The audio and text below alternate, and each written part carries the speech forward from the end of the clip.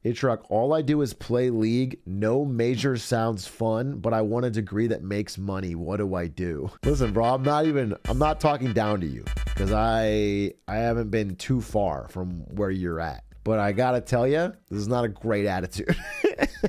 Two things I want to draw from your question. Number one, no major sounds fun. I don't think it should sound fun. I've never thought of work as should be consistently fun. I don't know why people demand that of work. I think it should be not soul crushing to learn, you know? Just for example, let's say you want to get in shape. I don't think every day getting up and going to the gym is fun. It's not in the moment fun. The point is that it's like you don't hate it and it's over time rewarding. That's the mindset you should be more at. I think if you're hoping that it's going to be such a thrill, I just think some things, like you have to do things that suck sometimes. If you were making a game, some days you're going to have to sit there and fucking debug something all fucking day and it's going to suck ass. But like then when you have your product, that's going to be rewarding. You're going to be like, oh, that was a good experience. You got to think about it like that.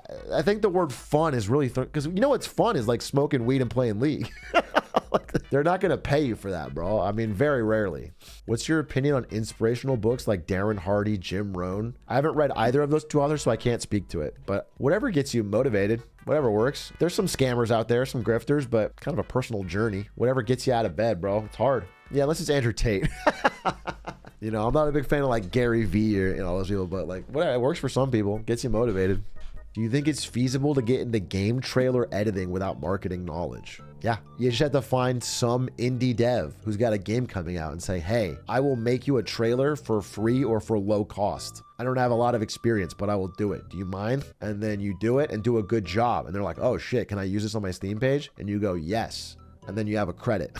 And then you go to the next person, you're like, hey, I made this trailer for this guy. And then that guy's like, yeah, you did a great job. Then you get another client and you charge a little bit more. And then you do that again and you charge a little bit more. And then all of a sudden you got yourself a fucking trailer business. Or you go talk to an indie pub. You're like, hey, I make great trailers. Can I work for you? You guys have a lot of games. I'll make a trailer for every one of them. That's the way, if you wanted to do it, that would be the way to do it. Working for exposure. Obviously, in general, I don't support working for exposure. But also, if you are a indie game trailer editor and you have no experience, your only shot, let's just be real, your only shot is to do it at zero cost. You have to get a portfolio. You have to get something. Otherwise, no one has any reason to trust you or give you, no one's going to pay you full price if you have no experience. H-Rock, I'm starting work at an evil company. How do I tell friends and family that I work for the bad guys? Hopefully with a Rolex.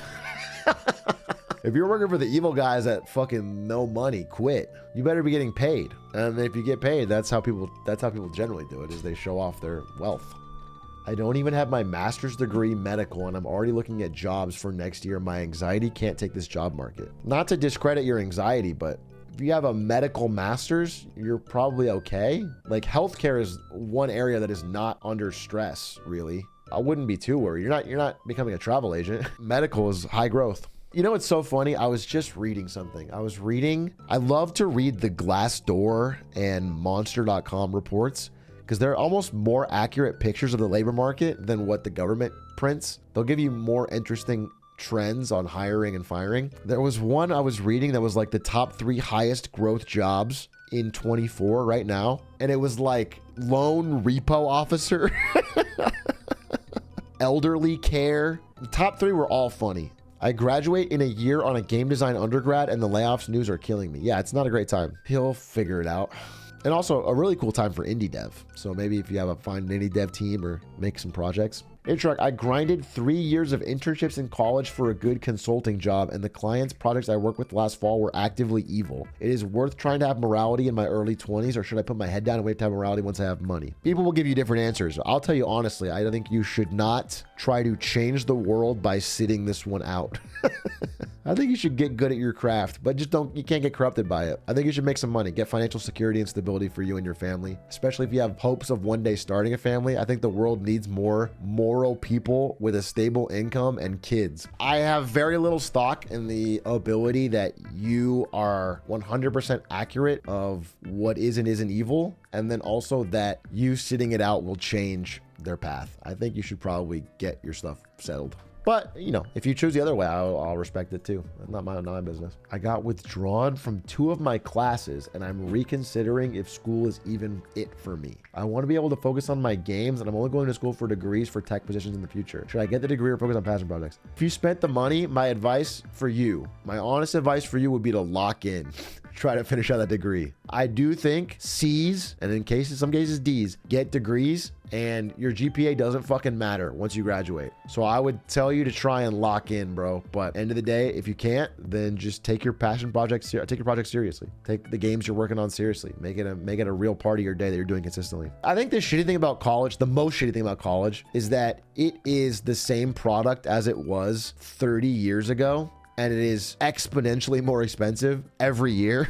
You're not getting more for your buck. You're getting less. Do you know what I'm saying? It is not a good deal by any metric.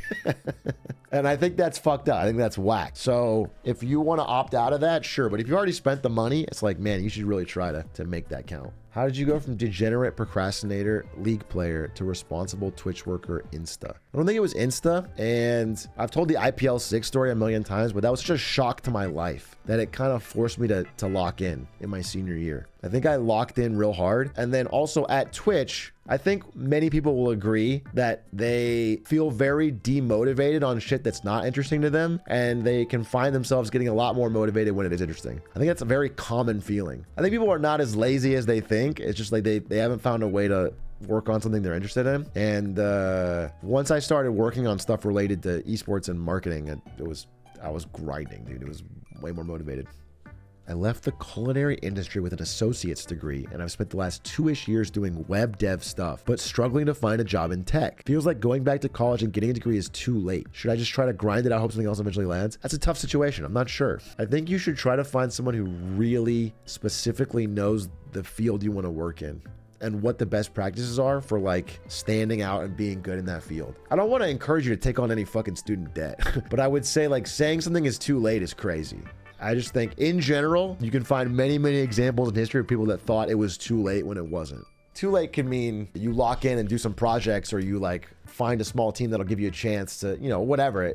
Too late doesn't mean I need to go to school and get a degree. There's also a lot of people right now that have been like doing those coding boot camps, which were really successful for a time. And I'm not saying they don't work, but I'm saying there's such a supply glut right now. So many people did those, and they're having a harder time than usual finding jobs because there's layoffs, white collar layoffs, and then tons of people graduated with that. What do you think about drop shipping? Get rich quick or too risky? Absolutely not get rich quick. Just a fucking grindy, hard, difficult just job. There's no edge in drop shipping.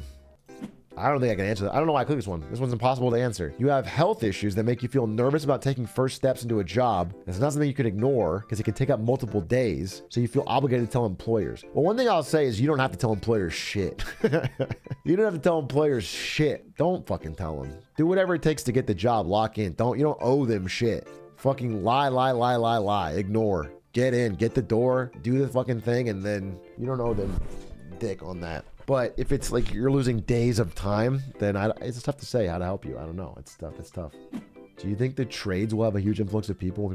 Yes, 100%. I think the trades are already making bank. I think we are in a structural bull era for blue collar work over the next, we're in a huge like manufacturing boom in America. We're in a huge like we need to fucking rebuild infrastructure. These are all like big long-term trends with a lot of wind at their back, especially prior to, a wave of robotics that can do human-like tasks. We're not there yet. We're not even really that close. And so I think this stuff there's a lot of money and growth in it.